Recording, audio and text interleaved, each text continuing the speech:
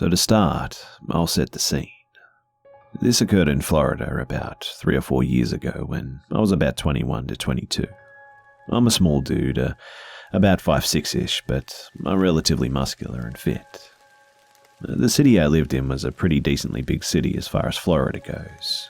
I had lived there for about 10 years, so I had become pretty damn comfortable there. I worked a lot of nights at the time, mostly 12 p.m. to 10 p.m. shifts, and I lived on the outskirts of the city at the time, so needless to say, it was less busy and much more low-key. I was also preparing to join the military, so fitness was a pretty big priority despite the long shifts I was working. I would wake up late, head straight to work, get home, relax, and then run whenever I was ready. This also proved an effective way to dodge the horrible Florida heat and humidity and allow for a more enjoyable run. So, one particular night, I had just finished closing up my work, food service, and was ready to head home after a long-ass day. I was really into GTA 5 online at the time, so I was dying to get home and play, and due to being off the next day, I played for longer than I usually would before my late night run and was almost tempted by my friends to just skip my run, just one time. I eventually felt the guilt overcome me though and decided to get up and go at about 2:30 a.m. to get this damn run out of the way.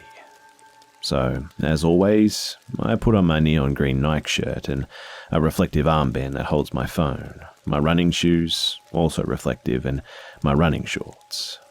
I stretch in my driveway as always and then grab my water bottle and start the mile or so walk away from my house that I take to get to the back road where I do my run. I arrive and place my water bottle in the bush by the dimly lit church on the corner and prepare to start going. Now, during my actual run, I would only use the 2 primary back roads. I would run down one road, which was notable for having nothing but trees and fences on either side, take a right, and then run down this dimly lit road with a few houses tucked away in the woods for about another mile. I would turn around after that, and after about 4 miles running, I would enjoy my cool-down walk back home. So my run begins and the weather is cool and windy and I'm about half a mile down the empty road when I hear a car approach from behind. It passes me at about 40 miles per hour. While seeing a vehicle is somewhat rare in this area at this time of night, the dark, what seemed to be a Dodge Charger, going at about 15 below the speed limit doesn't strike me as unusual, as there's always a risk of hitting a deer in this part of town anyway. I kept moving, and as the car is about 100 yards away from me, it comes to an immediate halt. This, for some weird reason, sent a shiver down my spine as there was literally nothing on this road worth stopping for. I stopped running and just patiently watched the car, and I squat down in the bushes on the side of the road to lower my profile as I watched. The passenger side door opened, and a tall dark figure stood next to the open door for a few moments, peering in my direction, but I was hidden by the darkness. It occurred to me, though, that my presence might be the reason for the stop, as they may be suspicious of someone running down the road this late. I quickly threw this idea out of my head, though, as I was very obviously wearing running clothing designed to be seen late at night, and it would be absurd for anyone to think that I was up to trouble in my bright-ass outfit. After another minute or so, the passenger got back into the car and the sedan suddenly whipped around and started speeding in my direction. The very instant the vehicle started to whip around, I rolled from my squatting position into the bushes and stayed as still as possible.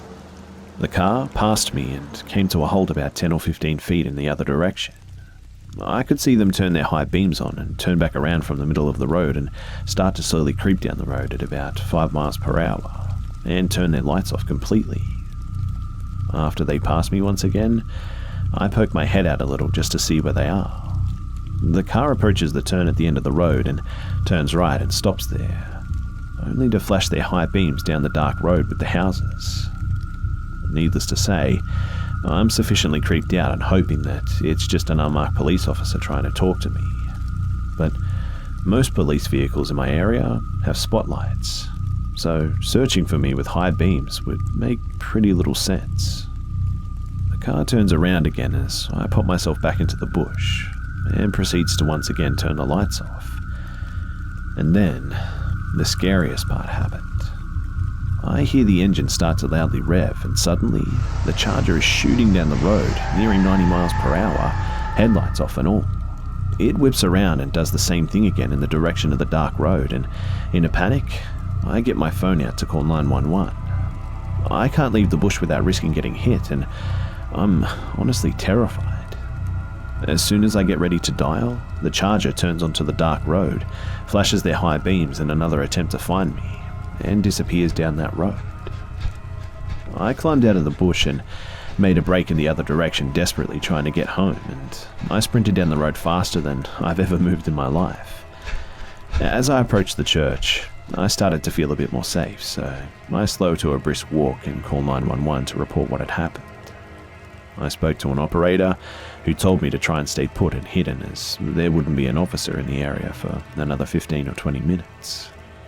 I hustle over to the bush to hide, still on my phone with the operator, when I realized that my water bottle was gone. This confirms the suspicion for me that I must have been deliberately followed, and whoever was following me likely had ill intentions. The reason for this is that it would be like a 1 in a million chance to find that water bottle this late at night in this spot. Someone must have known that I put it there and come and got it. I stayed until the police arrived and gave my report, and was actually given a ride home. Needless to say, I started running during the day before work and never took that background again.